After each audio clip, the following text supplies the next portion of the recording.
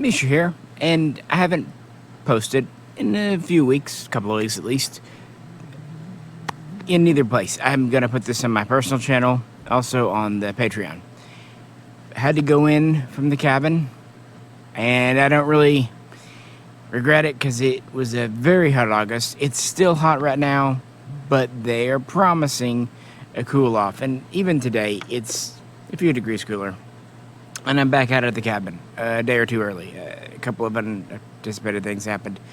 A couple of good things this time. There were a couple of not good things that started to happen when I was out here at the cabin and then kind of finished up last week.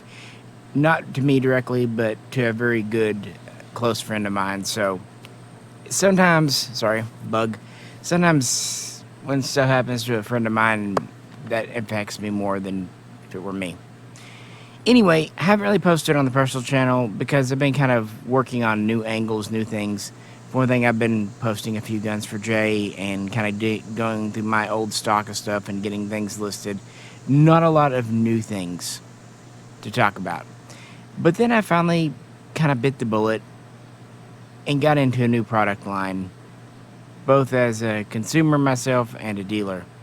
And if you've seen a couple of my more recent videos on the personal channel, this shouldn't come as a huge surprise.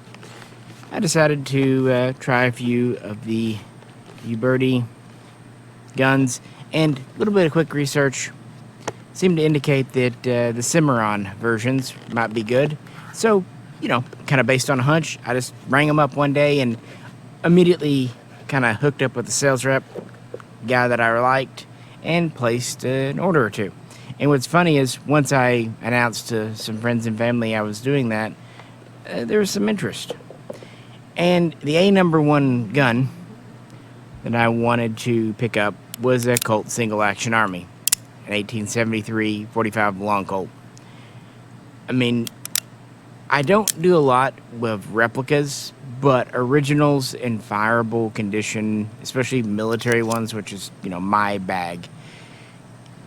Yeah. And pretty much what I've seen, the Ubertis, especially the Cimarrons, are made to original mil spec. Now, I know. Wait, that was 4. Yeah, despite what you hear online, you can still get 4-click Ubertis and even Pitas. So, I did sell Pitas several years ago now, probably close to 15, when Century Arms was carrying them, and they were pretty good, but yeah. Which single-action Army to pick up? So in this video, I'm going to talk about a couple of these that I was wanting for myself, and then a couple for the store, and then maybe a couple of unexpected favorites. I'm going to, you know, try these out, see how they do. Because this has given me something that I really enjoy, learning. I mean, I already like history, and Jay has been into a little bit of cowboy action, single-action guns for several years now. It's time for me to kind of expand my horizons. Typically, my gun collecting ended with the beginning of smokeless powder. To be fair, the Colt single-action Army, while originally black powder, about 40 grains in the 45 long Colt, did officially go over to smokeless around 1898, 1899. And after like 1902, it was pretty well a standard smokeless. Now, originally I was thinking about getting the 7.5-inch cavalry version, the classic, the one that was ordered. But in the end, I happened to see this version here, the 5.5 artillery. This video is just kind of an intro, us hanging out, chatting since I'm out here at the cabin. I am very tired, I've had a long day, so apologies if I'm a little scattered. But I thought the 5.5 was neat, and since this version was used in the late 19th century and maybe into the very early Spanish-American War, the Philippines, a little after, yeah, it kind of fit that collection. And lobbing off a couple inches of barrel really helps this gun. It doesn't really give it that much lighter weight, but the balance, oh, it's nice. Very smooth ejection.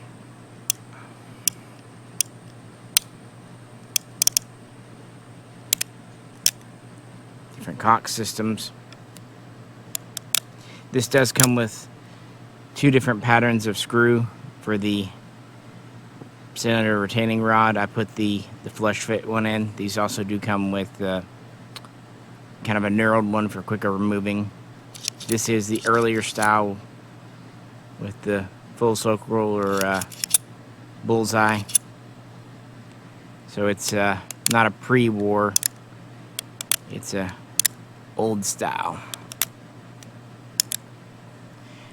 Pretty impressed with it, and really looking forward to shooting it. Pretty quick out here at the cabin. And I even picked up this flap holster for it. They had a few. So that's kind of the quintessential one, and I thought this is a good place to start, see how I like the Ubertis. The Pitas are good, but I have to say, initial impressions, yeah, this really does feel like a Colt. But there was another one that I even debated getting ahead of this because I just have an appreciation for this pattern. The Smith & Wesson number 3. This is the Schofield version here, which was actually officially used by the U.S. Cavalry, even kind of their standard issue, from 1875 to about 1880. And while they picked up fewer of these than the Colts, they did get 8,000 to 9,000. I think that 9,000 does include the earlier number 3 Americans. So, you know, much smaller number, but still, pretty important gun. And I was debating, I really like top brakes. And this is one definitely getting a repro is the way to go, because any original Schofield you were to find, half of them that are surviving are actually cut down to 5 inches, the Wells Fargo guns.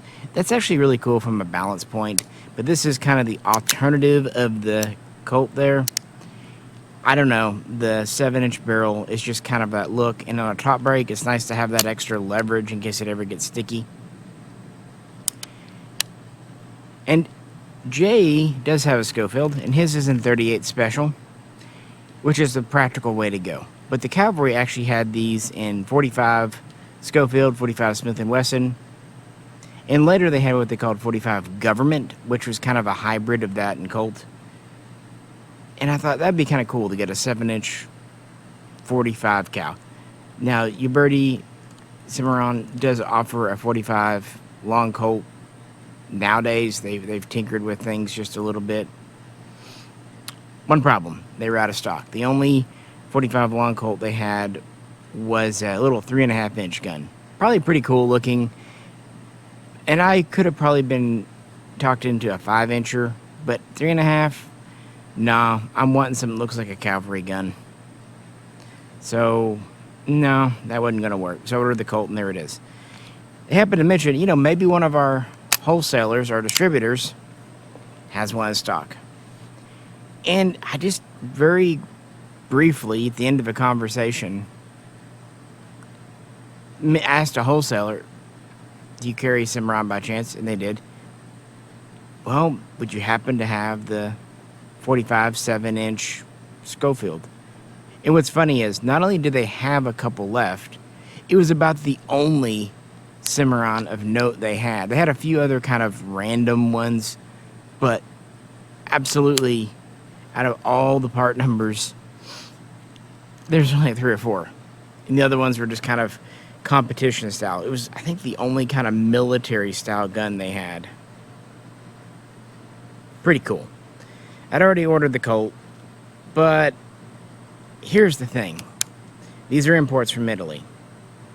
Tariffs notwithstanding, things are looking uncertain for imports. And the rep at Uberti Cimarron pretty much said that, you know, they've got one more guaranteed batch coming in 2025. After that, all things are unknown. And he just couldn't promise any 7-inch 45s would be on that order.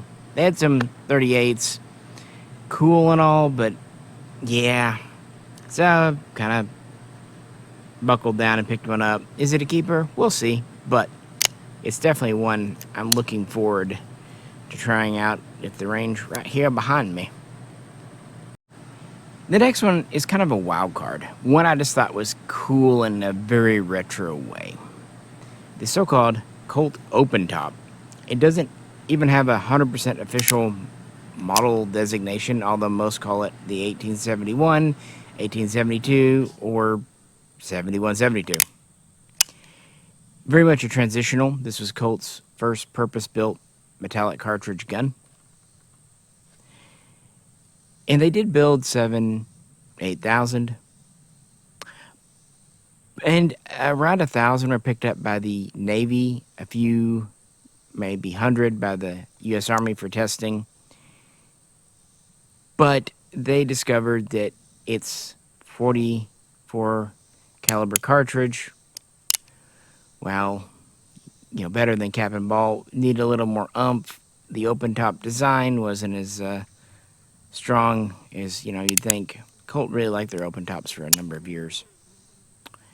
And so, yeah, they reworked it, and that's where we get the single action army. Now, the originals were in 44 Henry. The problem with that, it's a rimmed round. You're not going to find that ammo, and if you do, you're not going to pay for it. So this one's in 44 Special. But it can also fire the old 44 Colt, which is, pretty much the centerfire version of the 44 it had originally. Shorter case than 45 Colt. It's a slightly different shape to the bullet, just a little bit thinner. It is kind of based on the old cartridge conversions from the cap and ball. But it's just such a weird design with the smooth cylinder, the rear sight here, the very long barrel. This is 7.5. I don't think it's quite an 8, but it's close. We have a loading gate, but it's a little more primitive. This is stiff on this one compared to the single action.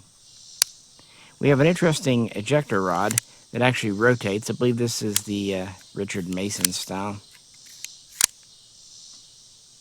And it has the smaller so-called Navy grip. Yeah, the Army grip that again is on the single action Army is just a little bit bigger and modeled after the 1860 of Civil War fame. But this is modeled after the 1851 used by the Navy and of course the Army too. So it has a very interesting feel in its hand with the somewhat smaller grip. The long barrel, but because it's bored out to 44, it's lighter than you'd think. That's kind of the thing I realized really quick about these.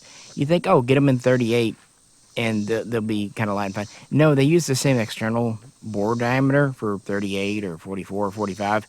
So the 38 guns actually weigh more as a general rule because you have more meat out front. But then again, the flip side is probably a little more stable. Kind of cool it has the old wedge system to come apart. These are very tight. Now this isn't a 4-click. It is the 3. And it does have the infamous little safety. You use a little key to turn the lock in here where you can keep it from going all the way forward. But the reason I went ahead and picked this up, well, there's two. They tell me if you do 3 or more, you get a discount and better shipping rates. Cool, I can do that. And these were among the cheapest ones on the website. So, a bit of an impulse purchase, but I think it's really cool. And looking forward to shooting it. Kind of comparing the 44 to the 45. The smaller grip, but longer barrel to the longer barrel, but larger grip. It'll be fun. And I think this is just one of those. I love transitional guns. Anyone who knows me, and those steps in. And again, I did see limited military service, especially within the Navy. And in fact, they used them like the Marines and boarding teams and whatnot. And the Navy actually liked their long barrels. And then there's one that super surprised me. It is not just me. Other people that have seen it really dig it too. After the Civil War, the U.S. Army used some cap and balls and then cartridge-converted guns.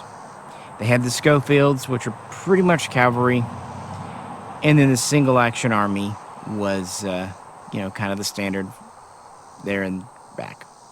That was enough for the peacetime Army. What about the Navy, though? They did buy a few single-action armies, the 1873s, but not that many. They had those 1,000 or so of the open tops.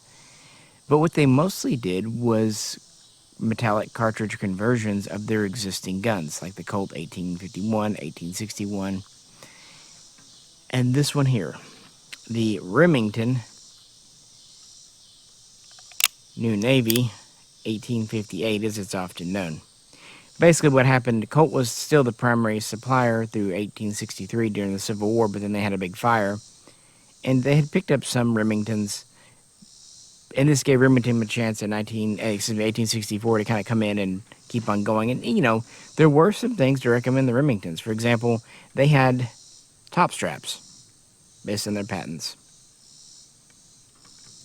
So the Navy purchased their guns mostly in 36 caliber black powder, the cap and ball, I should say. Whereas the Army, thanks to the old Walker, was sticking with 44 during the Civil War. Difference there. Now afterwards, the Army would try 44 caliber cartridge conversions and then go to the 45. And that would be their standard. The Navy would go to 38. And this one is a cartridge conversion to 38. 38 what? 38 Colt. What's 38 Colt? Well, it actually was in service for quite a while.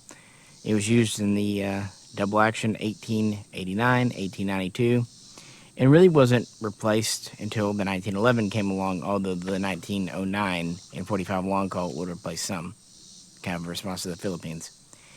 And really what 38 Colt was the predecessor to what we think of as 38 Special, but that's a story we'll get into later. But think of a, slightly weaker 38 Special. And that's what these were redone for, and since they were in the 36 bore. Now, Colts would do the Richards conversions, the Richard Masons. Remington here, well, they left a lot of the meat on the bone, as it were. And, man, is this just a cool gun. First off, you have this octagonal barrel. Now, what's interesting, this is an interesting length of like 7 3/8, so just a hair under 7.5 inches, which is what the Navy did with these. And of course, they're all single action. All Cimarrons are. But you notice there's not a pin on the hammer. It actually has a frame mounted and spring loaded firing pin. And that's not some modern thing for safety. No, they actually did that. In fact, the early Colt Richards conversions had a firing pin in the frame as well. But then they would go to the nose mounted. So there's that. Of course, we have our cylinder. 2-piece grip on this. Top strap, everything. Then you get up here. This is the old rammer. Just trying to get it hooked here. There we go. For packing in your ball and powder. And I found it really interesting that Remington left this on your Colt conversions, at least the ones I'm aware of. They took it off. Pretty cool. To be fair, though, it really doesn't do anything, and it can kind of float in your cylinder there when you're on half-cock trying to load it and jam you up. Not a big deal if you're aware of it, just pull it out, but yeah, it's not a bad idea to go ahead and move your ejector rod. I get it here. Put my thing up in there. And just post this back up. Not spring-loaded, very basic. As far as I know, this was an original part to the black powder as well, just kind of repurposed slightly here for ejecting things. Basic, simple. But I mean, you're not picking one of these up to be cutting edge, I don't believe. So.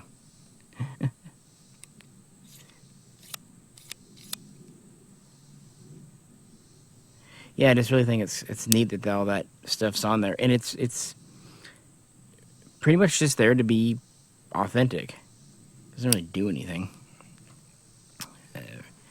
Basic loading gate.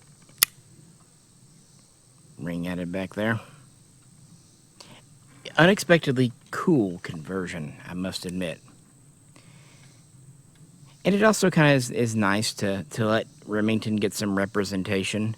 Got a Smith, got a Colt. These not only saw service before, during, and after the Civil War as cartridge conversions. Really, the Navy used these and the Colt converted guns right up until adopting the 1889.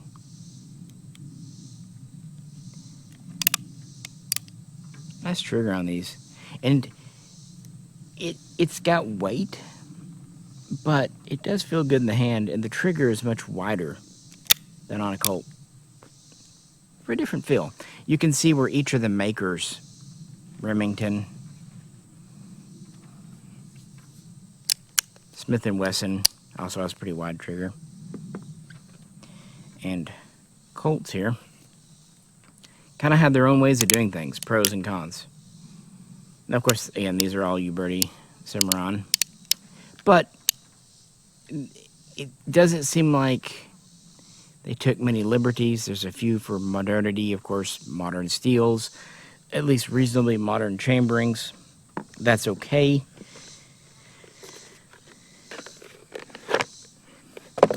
But I want to shoot them. I do have a number of old revolvers, and even if I could find the ammo, a lot of them I wouldn't want to take shooting just because, you know, age, time. But these you can. You can get 45 ACP cylinders for these as well. So that's some of my plans at the cabin. It's actually good I have these because I had two guns I wanted to really show coming out next, and neither is ready. So I guess they might have to wait for the October trip. We'll have to find out. But that's part of what I've been up to, kind of working on these, learning on these, planning the videos, and trying to make some new friends in the gun world because you know, used guns I can make some good money on, but I can't rely on them to be around forever. And the new guns, you know, ARs, AKs, yeah. We'll see. Just trying new fields. Bought a couple of these and a couple of the other ones, kind of put a sample of this and that out, see what sells. Maybe hang on to a couple myself. Really quite impressed with these Schofields. You can do these one-handed, although when new, yeah, a little stiff. That was what Major, later Colonel Schofield planned. But there are some shortcomings to this system as well, so that's one reason Smith kind of used their standard one more often. This is pretty much the only purpose-bit metallic cartridge, open top, and pretty much the last one.